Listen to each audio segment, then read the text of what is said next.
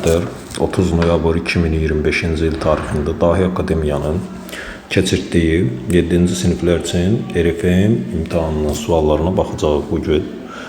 Məhz birinci misala baxaq. Birinci misalın şərtində göründüyü kimi, əgər biz CD-yə bir x dəyişəni versək, BC 3x olacaq və AD də BC-dən 4 dəfə böyük olduğundan biz AD-ni 12x götürə bilərik.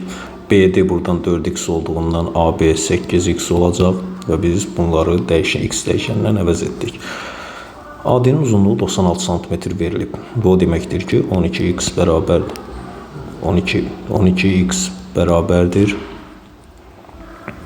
12x bərabərdir 96. Buradan x bərabərdir 8 tapırıq.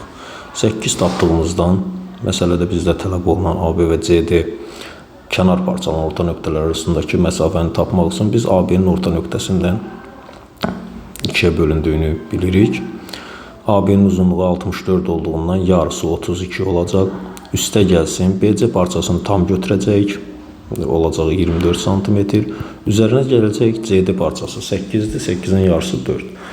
Bərabərdir 60 cm. Cavab C variantı. Keçirik növbəti sualımıza. Növbəti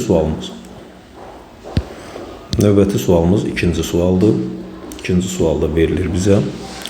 2 eyni nasos hovuzun 1/3 hissəsini 4 saata doldurursa, bu o deməkdir ki, 2 eyni nasos 1/3 hissəsini 4 saata doldurursa, ikisi eyni anda tam hovuzu 12 saata doldurmuş olacaq. Amma 2 nasos bu nasos eyni hovuzu 12 saata dolduracaq.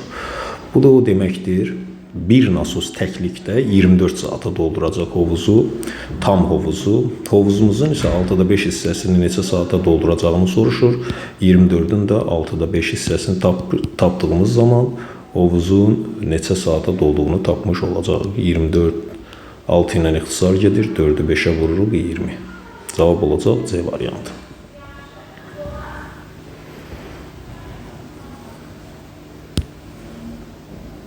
Keçirik üçüncü sualımıza. Üçüncü sualımızda nə deyilir? N-in natural qiymətlərində kəsirinin aldığı tam qiymətlərin cəmini tapın. İfadə bizə verilib n çıxılsın 8, məxrəcdə n. Əvvəlcə biz bunu 1 çıxılsın n-də 8 kimi yaza bilərik. Və burada artıq biz bilirik ki, n-ə biz natural ədədlər verməliyik. Çünki bizdən natural ədədlərin qiymətlərində soruşur. N natural ədəd olduğu zaman da bunun tam qiymət alması üçün n 8-in bölənləri olmalıdır, natural bölənləri olmalıdır. N bərabərdir 1 olanda, bu ifadənin qiyməti -7-yə bərabər olur. N bərabərdir 2 olanda -3-ə bərabər olur. N bərabərdir 4 olanda -1-ə bərabər olur. N bərabərdir 8 olanda isə 0-a bərabər olur. Biz əgər bu 4 aldığımız cavabı toplasaq, cavab -11 alacaq. C variantı.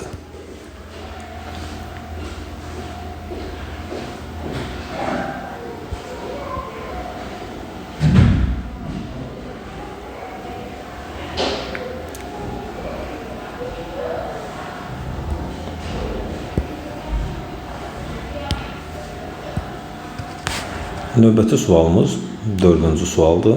Bir sinifdə eynəkli şagirdlərin 25% qızdır. Bizdə kəsir alınmasın deyə biz belə götürə bilərik. Eynəkli şagirdlərin sayını, eynəkli şagirdlərin sayını 4x götürsək, eynəkli qızların sayı x olacaq.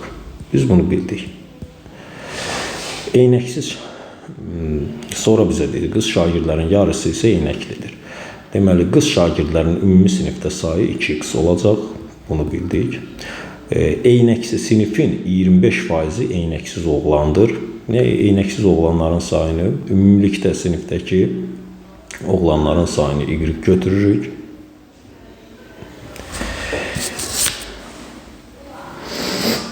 Eynəksiz qızlar x-dir. Bunu bildik. Eynəksiz oğlanları biz y götürürük. Ümumi sinifdəki şagirdlərin sayı olacaq bizdə 5x üstə gəlsin y. Və bunun da 25%-i nəyə bərabərdir? Bizdə verildiyi kimi eyneksizdir.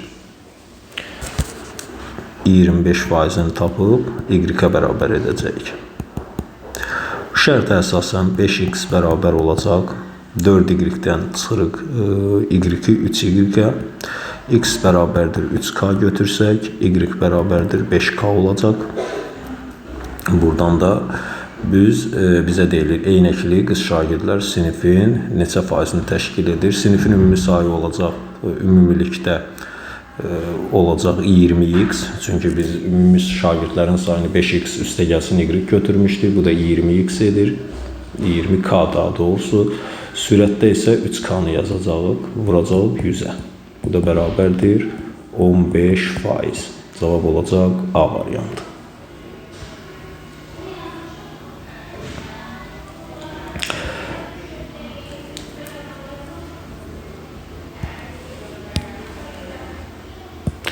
Növbəti 5-ci sualımıza baxırıq.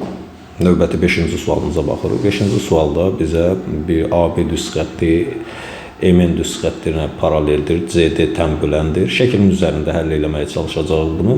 Verilmiş şəklə əsasən alfa bucağını deyir tapın. Biz bilirik ki, bura 40 dərəcə verilibsə, bura 60 dərəcə verilibsə, ümumilikdə C bucağı 60 ilə 40-ın cəminə bərabərdir. Yəni, ümumilikdə 100 dərəcəyə bərabərdir. Və CD də tənbülən olduğundan təbii ki, bax, bu bucaq 50 dərəcə olacaq, bu bucağımız da 50 dərəcə olacaq. Bu bucaq 50 dərəcədirsə, bu bucağımızı tapa bilərik 180-dən, qonşu bucaqlar olduğundan 180-dən 60 dərəcəni çıxacaq, olacaq neçə? 120 dərəcə və bizdən alfa bucağını tapmaq üçün digər bucağı, üç bucağın digər bucağını tapa bilərik. 180 dərəcə çıxılsın, 50 plus 120 dərəcə. Bu da bərabərdir 10 dərəcə. 10 dərəcə olduğundan indiki alfa bucağı bərabər olacaq, 180 çıxılsın, 10 bərabərdir 170 dərəcə qonşu bucaq olduqlarından. D variantı.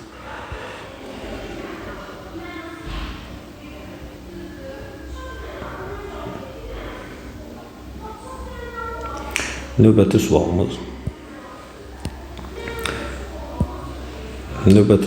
isə kvadrat məsələsidir. Tərəfi 1 desimetr olan kvadratın ştrixlənmiş hissəsinin sahəsi neçə santimetr kvadratdır? Əvvəlcə kvadratın tərəfinə baxsaq, kvadratın tərəfini bizə 1 verib. Və ştrixlənmiş hissənin bir tərəfi x qəbul olunubsa, bax, burada yaranan düzbucaqlı üçbucağın bir kateti 1 çıxılsın x-dir. Və tərəf də 1-dir. Əgər biz bir düzbucaqlı üçbucağın, gördüyümüz kimi bu düzbucaqlı üçbucağın bu düzbucaqlı üçbucaq bir-birinə bərabərdir. Tərəfləri bərabərdirsə, bu o deməkdir ki, sahələri də və perimetrləri də bir-birinə bərabərdir. Bir düzbucaqlı üçbucağın sahəsi həmin düzbucaqlının, onun üzərində qurulmuş düzbucaqlının sahəsinin yarısına bərabərdir. Bu da o deməkdir ki, 1 çıxılsın x, 1 çıxılsın x, vurulsun 1, vurulsun 1. Bizə nəyi verir? Bu üçbucağın sahəsini verir. Bu düzbucaqlının bu düzbucaqlı üçbucağın sahəsini verir. Və hərəsindən də 2 dənə olduğundan elə ümumilikdə 1 çıxılsın x alınacaq. Bunu bildik. Çünki bizdə ifadə 1 çıxılsın x-dir katet, digər katet isə 1-dir. Hasilinin yarısı və vurulsun 2. Bu da bərabərdir 1 çıxılsın x olacaq. Və bizdən soruşur, digər, bax, ştrixlənmiş sahəni tapmaq lazımdır. Biz bilirik ki, kvadratın öz sahəsi 1-ə bərabərdir. 1-dən də 1 çıxılsın x-i çıxdığımız zaman bu bərabər olur 1 çıx 1 üstə gəlsin x. Bərabərdir x desimetr kvadrat. Və bizdən santimetr kvadratından soruşduğuna görə biz bilirik ki, 1 desimetrin kvadratı 100 santimetr kvadratdır və bu da 100x olacaq cavab. Olacaq 100x B variantı.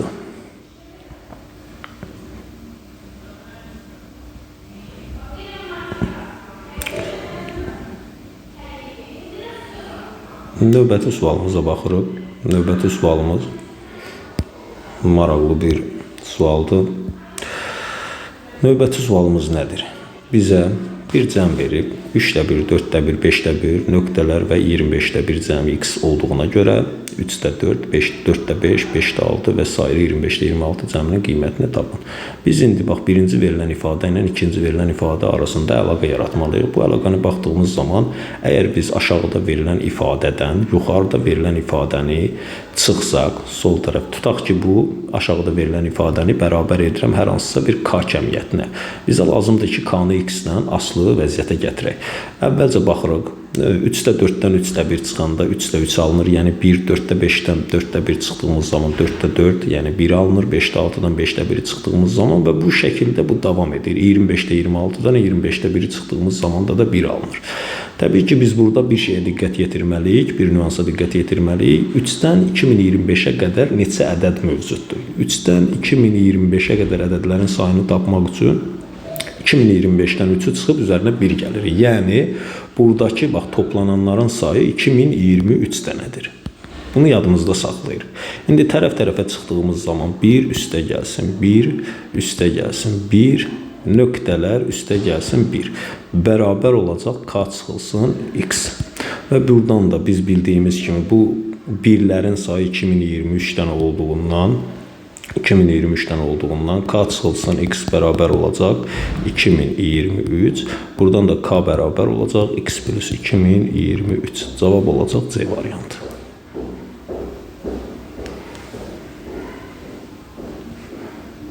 Növbəti sualımıza keçirik. Növbəti 8-ci sualımızda bizə nə verilib? ABC ədədinin rəqəmləri üçün AM 25-dir, BM 20-dir, CM 25 olarsa ABC M hasilini tapın. Biz bilirik ki, ABC 3 rəqəmli ədəddir. ABC 3 rəqəmli ədəd olduğundan biz bunu mərtəbə toplananların cəmi şəklində yaza bilərik. Yəni 100 A üstə gəlsin 10B üstə gəlsin C kimi yaza bilərik. Vurulsun M. Və buradan gördüyünüz kimi bu bərabər olacaq. 100 A-nı M-ə vuracam. 100 AM. Üstə gəlsin 10 BM. Üstə gəlsin neçə CM. CM. Bu bizə kifayət edir. Bu BM, AM, CM-in qiymətləri yuxarıda bizdə verilib, şərtdə verilib. Yerinə yazsaq, alınacaq 100-ü vuracaq 25-ə 2500 edəcək. Üzərinə gələcək, onu vuracaq 20-yə 200 edəcək və 25-i də üstünə gələcək. Bu da bərabər olacaq 2725. Cavab olacaq, cavab yuxarıda qeyd olunub.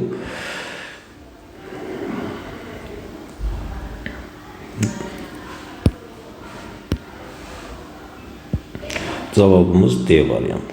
Cavabımız D variantı. Növbəti sualımıza keçirik.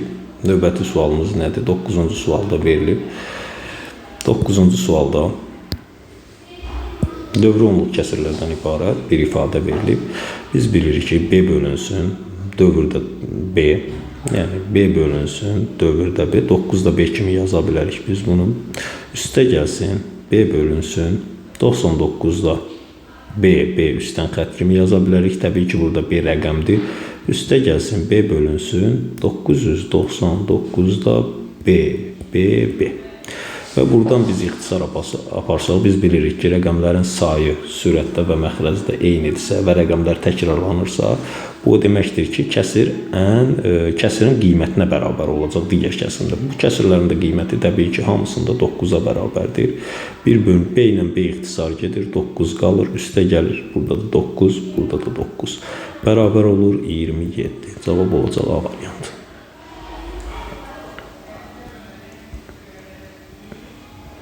Onuncu suala baxırıq. Şimdi deyir ki, 10-cu suala baxaq.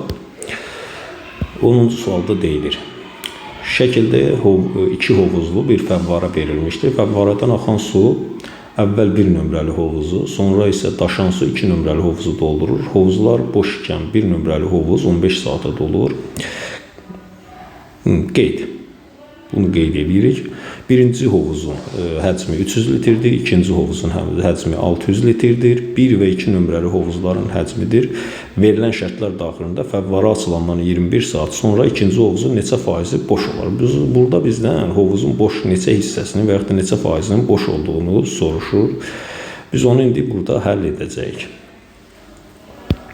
Əvvəlcə gəlin baxaq, 1 saat ərzində birinci hovuza nə qədər fəvvarədən su tökülür.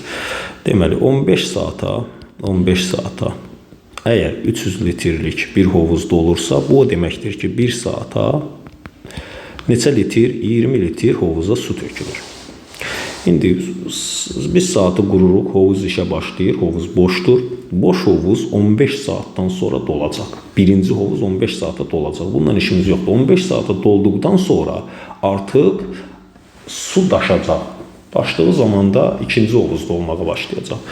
Və bizdən də 21 saat ərzində soruşur. 21 saatdan 15 saatı çıxıram. Çünki 15 saat ərzində ikinci hovuza su tökülmür. Çünki birinci hovuz boşdur. Birinci hovuzu doldurur. Bu bərabər olur. Fərq olur 6 saat. Bu o deməkdir ki, birinci hovuz dolandan sonra 6 saat ərzində axan su artıq ikinci hovuza tökülüb. 1 saata 20 litr su axdığından 6 saata 6 vurulsun 20 bərabərdir 120 litr su dolmuş olacaq. 120 litr və bizdən soruşur hovuzda ümumi neçə litr? Biz bilirik ki, hovuzun ümumi həcmi, ikinci hovuzun ümumi həcmi 600 litr olduğundan 120 litr 600 litrin neçə faizidir və yaxud da neçə hissəsidir? Biz tapırıq ki, 120 bölünsün 600 vurulsun 100 bu bərabərdir. İxtisar gedir. Bərabər olur 20%. Deməli 20% dolacaq. Boş hissəni soruşduğu üçün, boş hissənin neçə faiz olduğunu soruşduğu üçün biz 100%-dən çıxacaq 20%, bərabər olacaq 80%. Bu deməkdir ki, hovuzun 80% boş olacaq.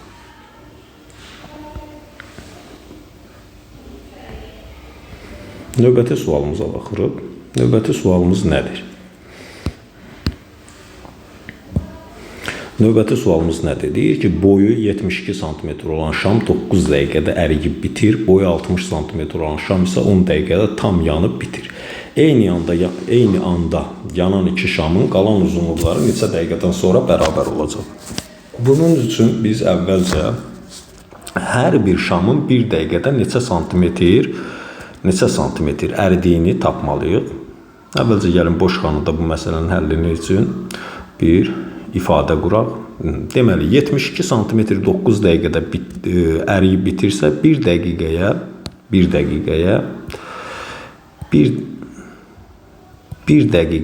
bu deməkdir ki, 8 cm əriyir. İkincisi isə 10 dəqiqə 60 cm şam əriyib bitirsə, bir dəqiqəyə 6 cm bitir. İndi biz bilmirik neçə dəqiqədən sonra həmin dəqiqəni x götürürəm. X dəqiqədən sonra bu neçə santimetr olacaq? 8x santimetr.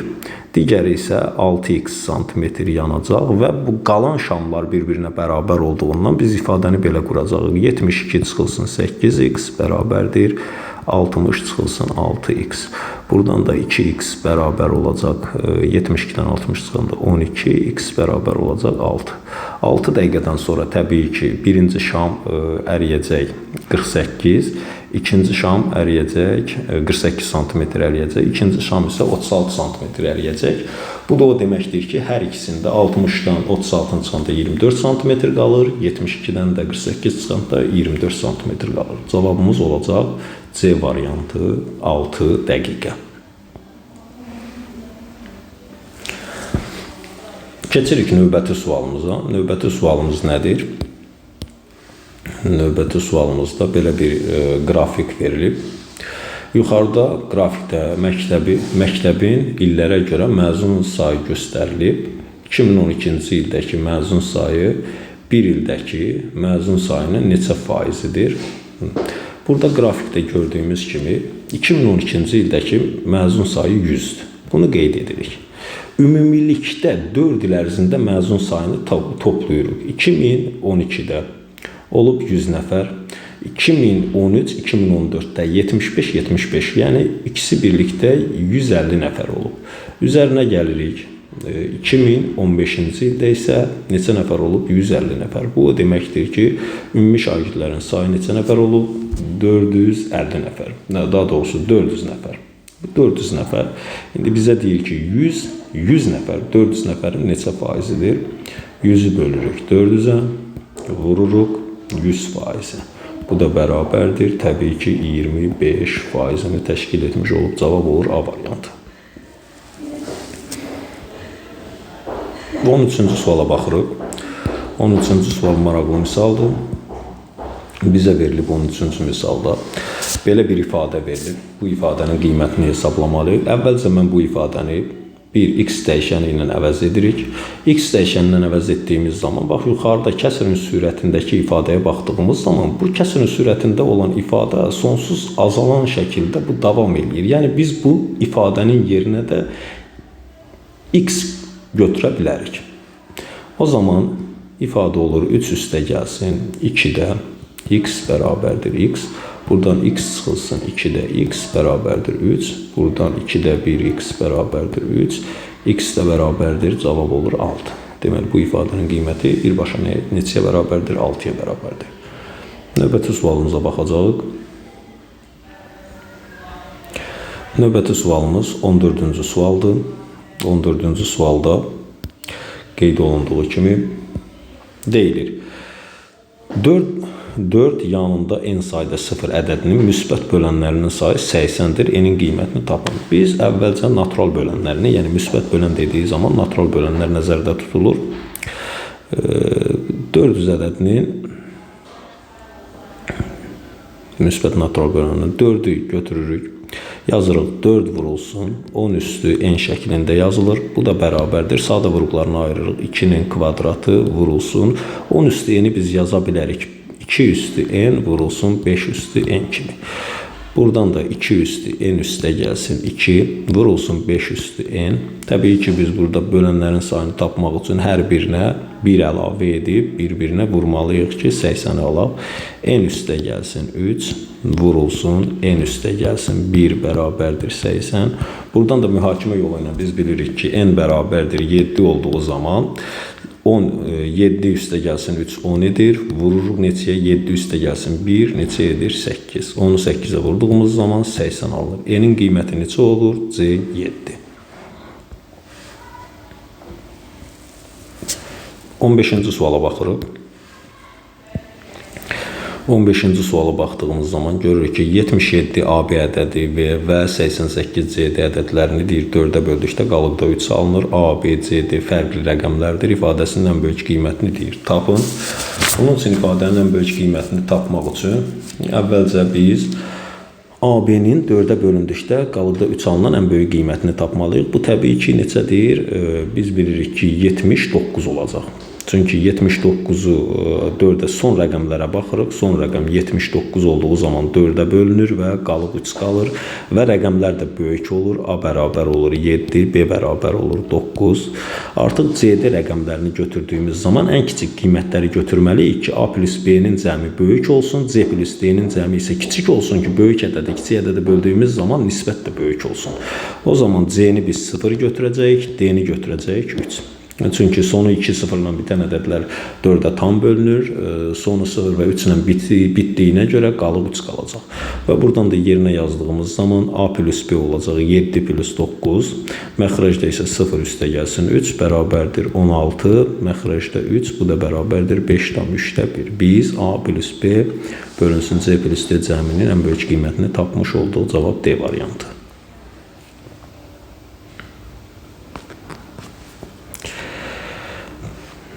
Növbəti sualımıza baxırıq.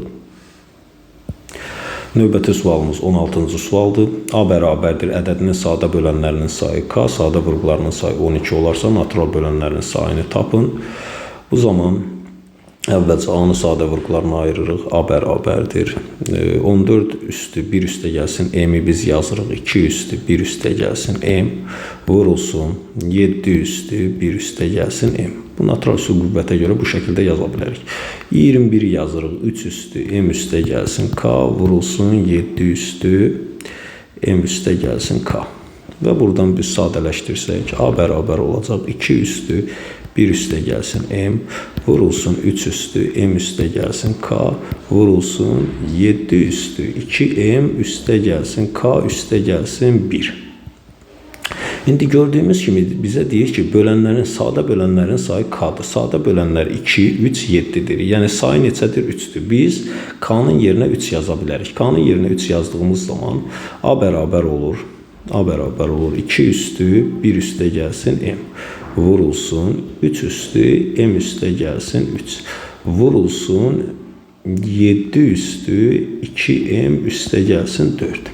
Sonra deyir ki, sadə vuruqlarının sayı 12 olarsa, sadə vuruqların sayı dediği zaman isə biz ümumilikdə sadə vuruqların sayını toplayırıq. Yəni 2 1 plus m saydadır, 3 m üstə gəlsin 3 saydadır, 7 2 m üstə gəlsin 4 saydadır. Biz bu ifadələri topladığımız zaman alacağıq 4m üstə gəlsin 8 bərabərdir 12. Buradan da m bərabərdir 1 olur. M 1 olduğu zaman ifadə deyir ki, natural bölənlərin sayını tapın. Təbii ki, yerinə yazdığımız zaman a bərabər olur 2 üstü 2 vurulsun 3 üstü 4 vurulsun 7 üstü 6. Biz bilirik natural bölənlərin sayını tapmaq üçün sadə vuruqların sayına 1 əlavə edib hasilini tapmalıyıq. 2'ye 1 əlavə etdiyimiz zaman 3 vurulsun 4'e 1 əlavə etdiyimiz zaman 5 vurulsun 6'ya 1 əlavə etdiyimiz zaman 7. Bu da bərabərdir 105'e. Cavabımız olacaq 105 A variantı.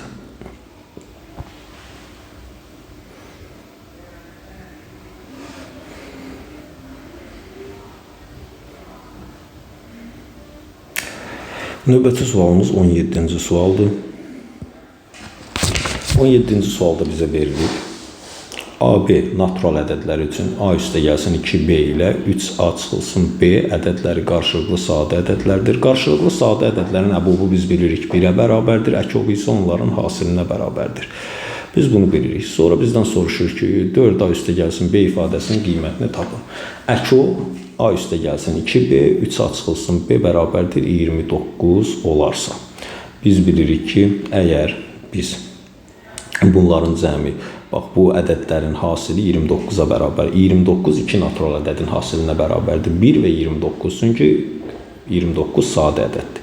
Təbii ki, biz burada A üstə gəlsin 2B-ni 29 götürsək, 3A çıxılsın B-ni 1 götürsək, o zaman bizə lazımdır 4A üstə gəlsin B ifadəsinin qiymətini tapmaq. Biz burada AB-nin fərqli qiymətli, ayrı-ayrı qiymətlərini tapmağa ehtiyac duymuruq. Nəyə görə? İfadəyə baxdığımız zaman biz bu ifadələri tərəf-tərəfə toplasaq, soldakı dəyişənli ifadələri bir toplayıb, sağdakı ədədləri bir toplasaq, bir qiymət alacağıq və 4A üstə gəlsin B ifadəsi alınacaq.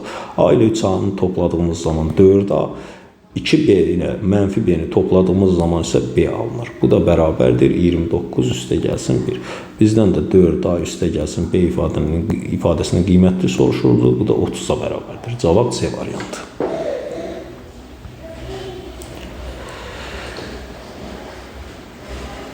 Növbəti sualımız 18-ci sualdır. 18-ci sual sadə kəsri hesablamaları tələb edir. 0,2, 0,3, 0,1 ədədlərini topladığımız zaman 0,231 ədədini alırıq. Məxrəcdə bizə verilib 0,4-dən 0,3'ü çıxdığımız zaman 0,1 alınır və bölülük neçəyə? 0,3'ə. 0,3'ə böldüyümüz zaman burada vururuq.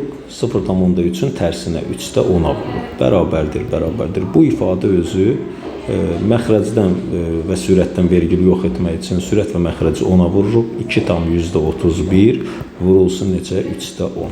Bu da bərabərdir. 10'a vurduğumuz zaman 23,1 vurulsun 3'də 1. Bu da bərabərdir. Bölünür 7,7 dəfə. Cavab olacaq B variantı. 19-cu suala baxırıq.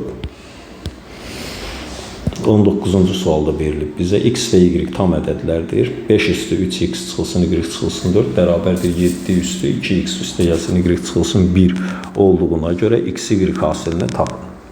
Biz bilirik ki, müxtəlif əsaslı qüvvətlər bir-birinə nə zaman bərabər olur? Onların üstündəki qüvvətlər 0 olduğu zaman biz bilirik ki, a üstü 0 hər zaman nəyə bərabərdir? 1'ə bərabərdir. Buna görə də biz hər iki ifadənin üzərindəki qüvvəti 0'a bərabər götürəcəyik. 3x çıxılsın y bərabər olmalıdır 4. 2x üstə gəlsin y bərabərdir 1. Və bu zaman x, y hasilini tapmaq üçün əvvəlcə tərəf-tərəfə bunları toplasaq 5x-imiz bərabər olacaq 5'ə, x bərabər olacaq 1, x 1 olduğundan y də bərabər olacaq neçə? -1. Və bizdən də x, y hasilini soruşduğuna görə -1 ilə 1'ə vurduğumuz zaman -1 alınacaq. Cavab olacaq B variantı. 20-ci suala baxırıq.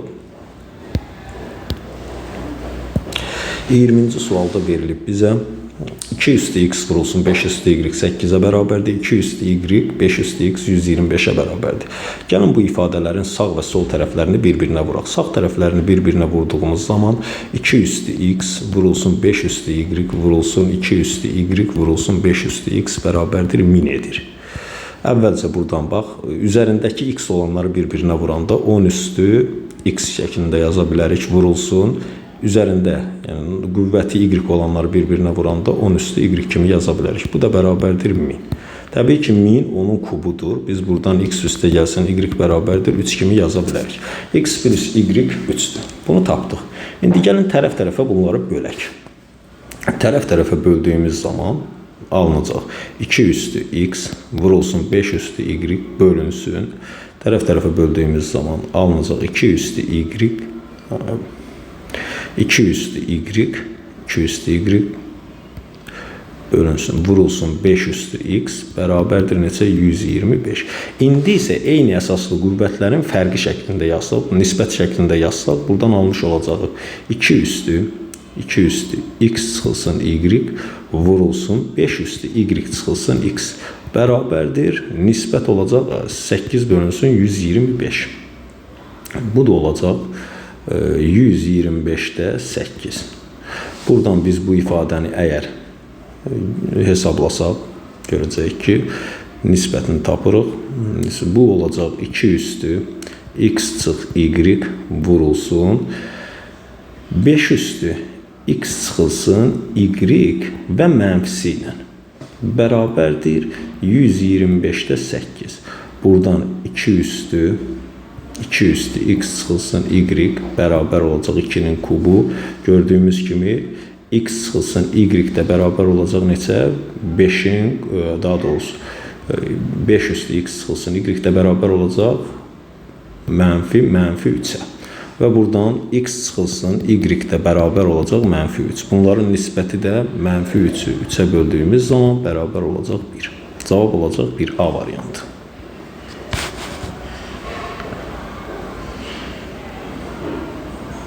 21-ci suala baxırıq. 21-ci sualda bizə verilib 3 eyni kvadrat verilib. 3 dənə eyni kvadrat verilib. İndi kvadratların şəkilləri burada qeyd olunub. Baxırıq. Kvadratların şəkilləri verilib. Deyir 3 eyni kvadratdan ikisi bir təpədə üst-üstə gələcək şəkildə, 3-cü kvadrat isə bir hissəsi birinci kvadratın, bir hissəsi də ikinci kvadratın üzərinə gələcək şəkildəki kimi yerləşdirilmişdir. Şəkildə mavi və qırmızı rəngli hissələr bir-birindən fərqli kvadratlardır. Sarı rəngli hissələrin sahələri daxilində verilib. Sarı rəng hissələrin sahələri daxilində verilib. Verilənlərə görə eyni kvadratlardan birinin sahəsini tapın. Əvvəlcə biz burada hər hansısa bax, bu qırmızı rəngli ifadəyə, tərəfinə, daha doğrusu qırmızı rəngli kvadratın tərəfinə x veririk. X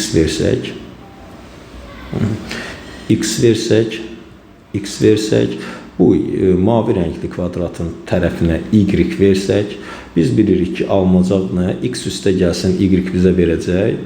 X üstə gəlsin, y verəcək bizə kvadratın tərəfini. Bunu bildik.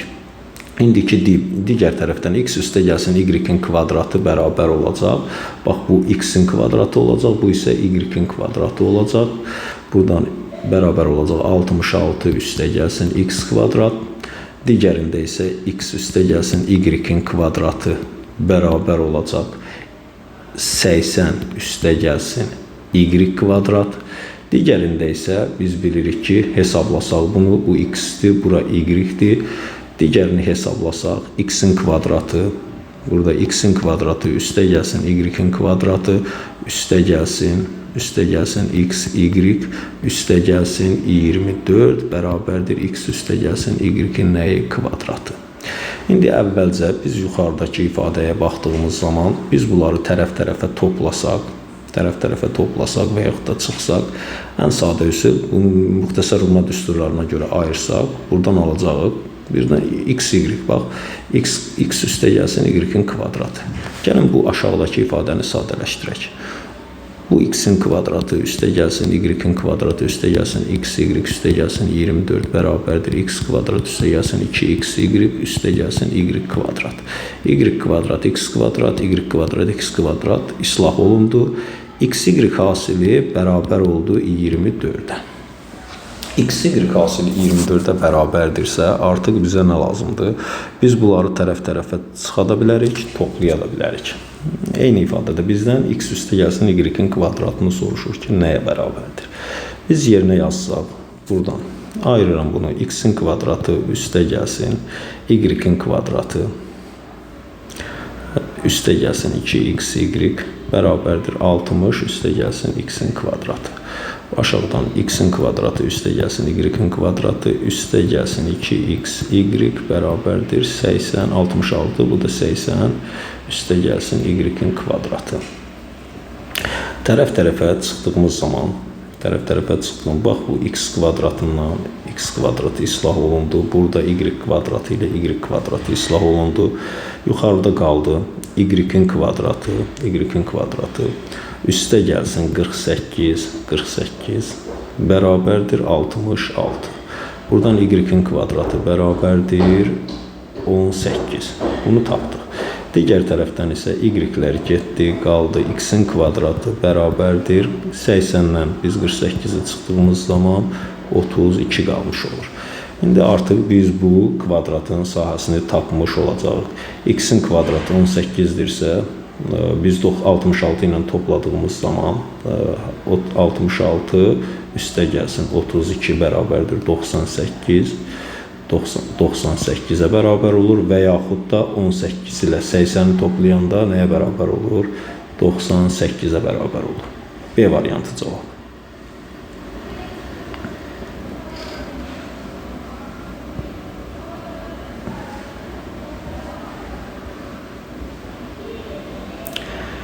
Keçirik növbəti sualımıza, 22-ci suala.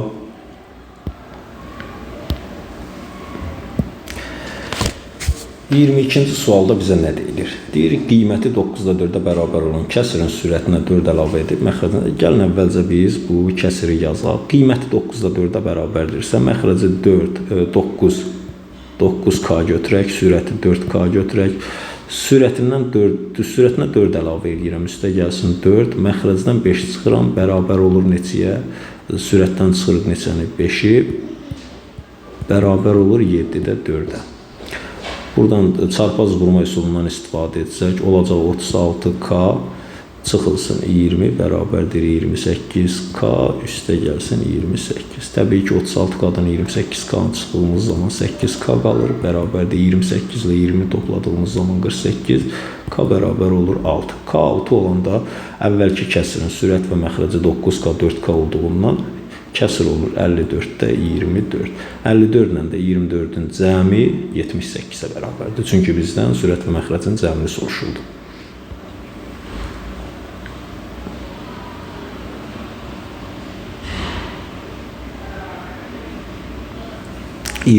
Suala baxırıq.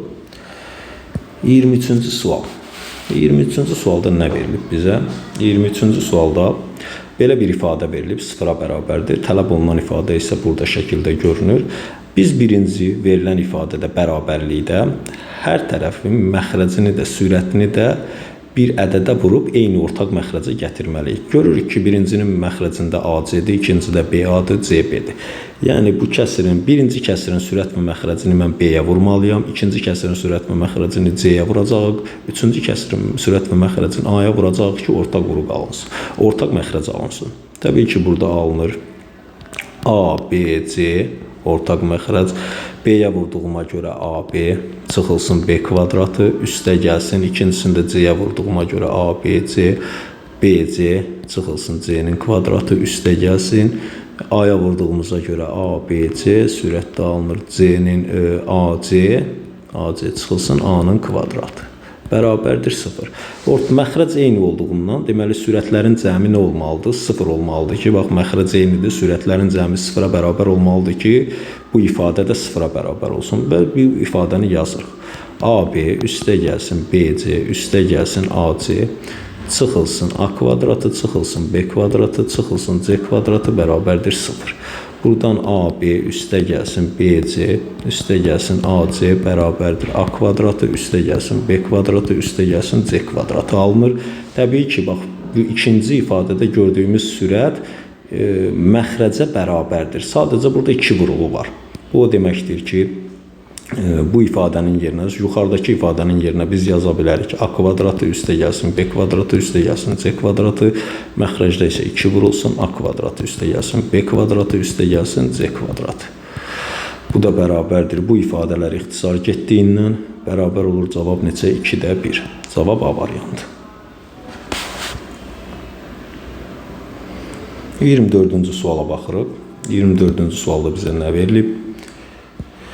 24-cü sualda 2A bərabərdir 3B bərabərdir 5C olduğuna görə A üstə gəlsin 2B üstə gəlsin 3C cəminin ən kiçik qiymətini tapın. Bu o deməkdir ki, 2A, 3B, 5C ən kiçik ədədə bərabər olmalıdır. Bunlar üçün əkop tapmalıyıq. ABC-nin ən kiçik qiymətlərini təyin etməliyik.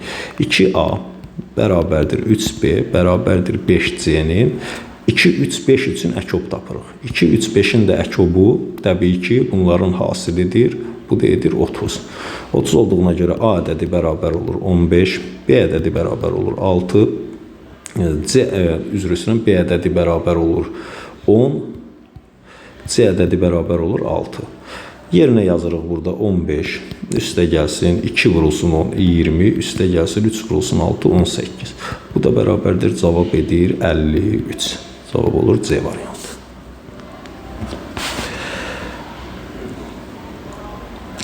Növbəti sonuncu sualımıza baxırıq. Sonuncu sualımızda verilib. Növbəti sonuncu sualımıza baxırıq. Sonuncu sualda əbubu əkobunun 10% olan 2 rəqəmli AB natural ədədləri üçün A çıxılsın B fərqi 42 olduğuna görə A plus B cəminin mürəkkəb bölənlərinin sayını tapın. Əvvəlcə 2 dənə ədəd götürürük. 2 rəqəmli ədəd olsun, AB ədədləri olsun. Məsəl üçün, və yaxud da AB ədədi burada deyilir. Deməli, əbubu əkobunun 10%-nə bərabərdir. Yəni, əkobu götürürəm, əkob, AB 10 götürürəm, tutaq ki, K götürürəm, 10K götürürük. Əbubu olacaq neçə? Əbubu olacaq AB və K-ya bərabər olacaq. Bunu bildik. Biz bilirik ki, indi natural ədədlərin fərqi 42 olarsa, biz bilirik, bu ədədlərdən birinin sonu 0 ilə bitir ki, yəni 2 rəqəmli ədədlərin arasında birinin sonu 0 ilə bitir ki, burada əkob K, 10K tapdığımız zaman, çünki ona vurulanda son 0 olur. Və sonu 0 ilə bitən ədədləri biz yoxlaya bilərik. Yoxladığımız zaman 70 ilə neçə alacağıq? 14 alacağıq. 70 ilə 14-ün, yəni A bərabər olacaq 70, B bərabər olacaq 14. 70 ilə 14-ün, daha doğrusu 70 ilə 28. 70 ilə 28-in əbubu 14-ə bərabərdir. Əkobu isə 140-a bərabərdir. Bu da o deməkdir ki, 14 140-ın neçə faizidir? 10%-dir. Bizdə deyir ki, A plus B cəminin mürəkkəb bölənlərinin sayını tapın. A ilə B-nin cəmi 70 üstə gəlsin 28 bərabərdir 98 olacaq. 98-in mürəkkəb bölənlərinin sayını tapmaq üçün 98 özü 2 vurulsun 7-nin kvadratıdır. Bu da əvvəlcə natural bölənlərin sayını tapırıq. Bu olur, natural bölənlərin sayı 2 vurulsun, olur neçə? 3 bərabərdir 6. Sonra 6-dan çıxıram sadə bölənlərin sayını 2-ni, bərabər olur 4. Və bir də mürəkkəb bölənlərin sayını dediyinə görə 4-dən də 1 çıxacaq. Çünki onun bölənləri arasında 1 də var. Bir nə sadədir, nə də ki mürəkkəb. Cavab olacaq 3. Hər birinizə uğurlar arzulayıram. Çox sağ olun.